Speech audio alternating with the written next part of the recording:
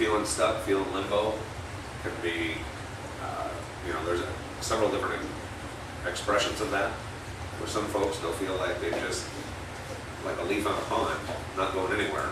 Other folks feel like they're struggling just to keep limbo, just to keep not getting pushed back, but not really making much forward progress either.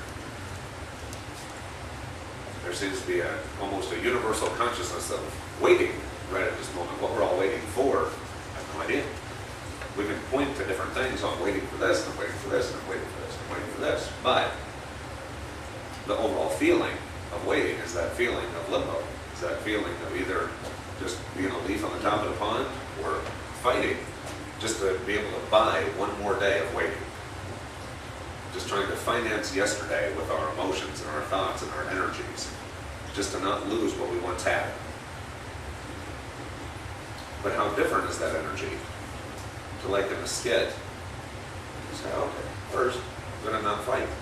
As I don't fight, I'm not pushing against the current. And it starts to take me, and I've already moved further in a few seconds than I had moved in days, weeks, or years, struggling to just stay here. Well, if it's that easy, why don't we do it?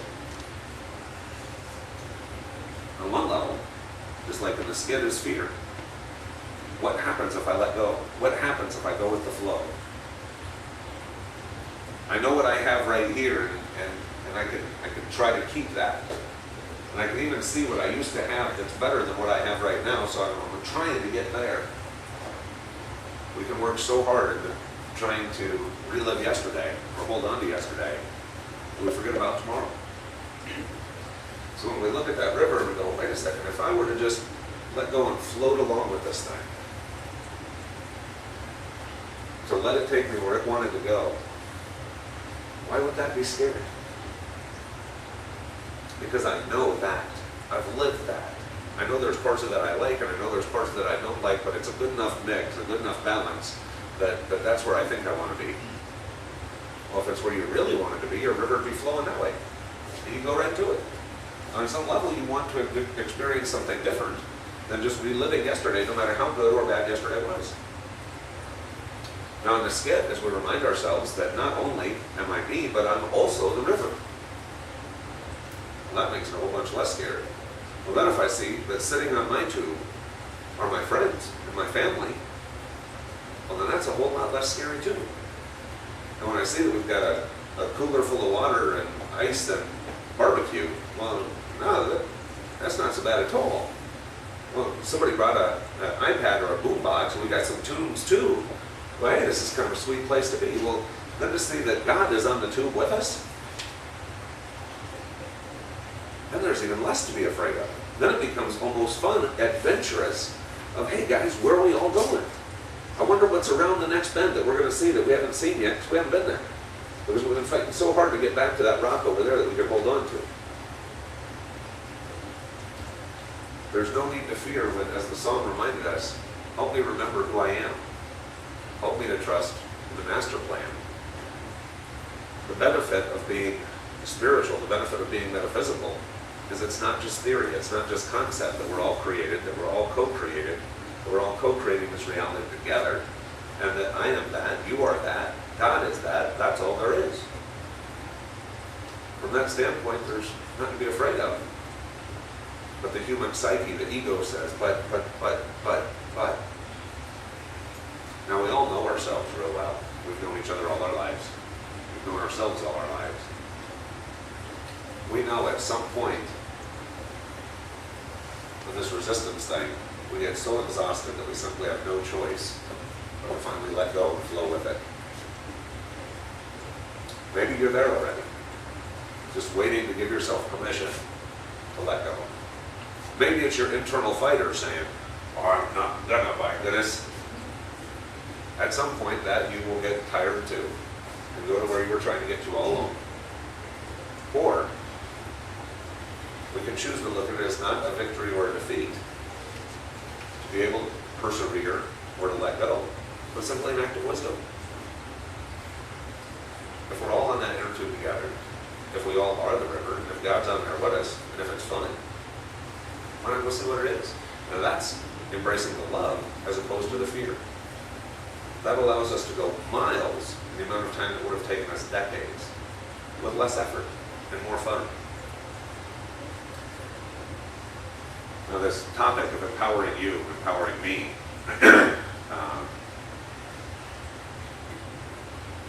wasn't an easy one for me this week.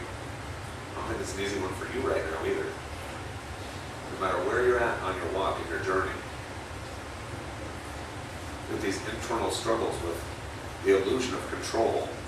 But I want it to go this way. But it's trying to show you it wants to go that way. Well, but I want it to go this way. But it's showing you it's trying to go that way.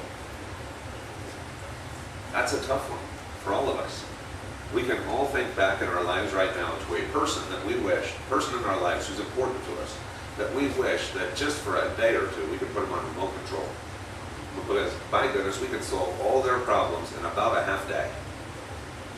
If they would just listen to us, if they would just do what we needed them to do so they could be where they say they want to get to anyway, if we could just do this, well, we could spend days, weeks, months, or years struggling against that one.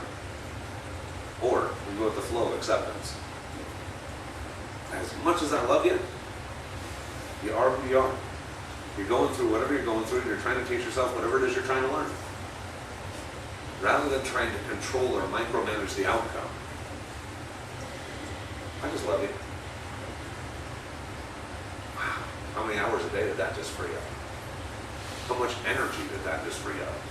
And how much focus on positive rather than something that is disempowering does that bring to the table? Now we take that to the next level and we say, well, now it's not just a person, it's not just my kid or my spouse or my friend or my coworker. Now it's my boss or my organization that I belong to. It just needs to do this or it just needs to do that. As opposed to saying, where are you trying to go? Where are you trying to go and how can I have fun with it? How can I have fun with it? When I looked at my own life a year ago, I realized that I was a more fun guy to be around. Boy, that hurt. Imagine looking in the mirror. Maybe you can, I don't know, maybe you're like me, but I looked in the mirror and I went, wow, man, a year ago I was more fun to be around. I liked being around me more a year ago. Well, how does that work? I'm doing this and I'm doing this and I'm doing this and I'm happy and I'm excited and I'm proud and I'm connected and I've got stronger friendships. I've got all these things I'm thankful for. How come I'm less happy than I was a year ago? So a year ago, I didn't have any pressure on myself. I was just going with that flow. Where are we going today, guy? Cool, let's go do it. And in the last year, in different areas of my life, being human, I tried to micromanage it. I thought I could predict the outcome, and then I thought I could co-create the outcome, and then I thought it was based upon my ability to make it happen. And every time I did, it was like taking a 20-pound boulder and putting it in a backpack. And just getting exhausted hour after hour.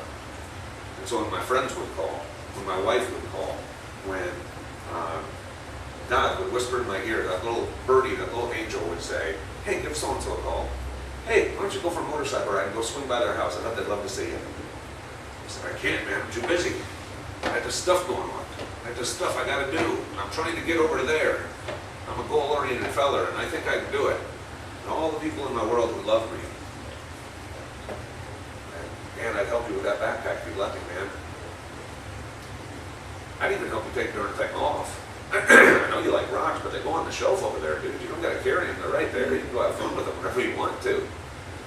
Maybe you're taking this life thing a little too seriously. But we love you enough to accept you and to support you along the way. How many people in your life have done that too? Have seen you wanting or waiting or in limbo or struggling against a current who have said, I love you and I support you in what you're doing. And I see where you're trying to get to. And I see why you're not quite ready to let yourself yet. I'll just love you and I'll just support you. And whenever you're ready, I'm right there for you. Today's all about empowering you. It's all about empowering me. It's about taking that backpack off, taking an honest look at life, and saying, this struggle, energy. It wasn't empowering me. The release and letting go, the trust and the faith and following life where it wanted to go. That's where it's about. And you can do it. And I can do it. And in my own personal life, I'm committed to doing this today. My little personal inventory is going to continue throughout this week because it's real heavy on my heart, real heavy on my mind.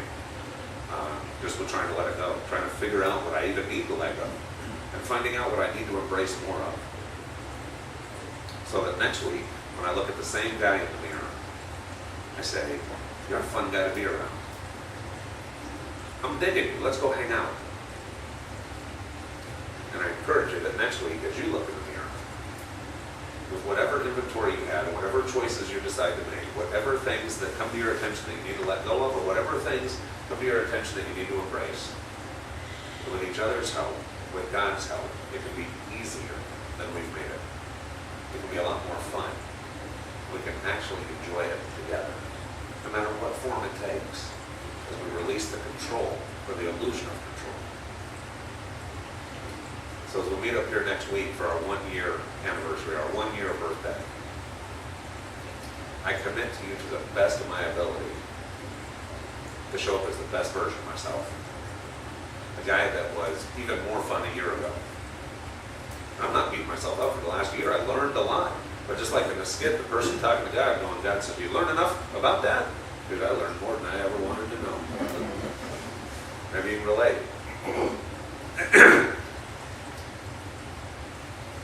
So I invite you to take a little time this week, take a little look inside, and empower yourself with God's help.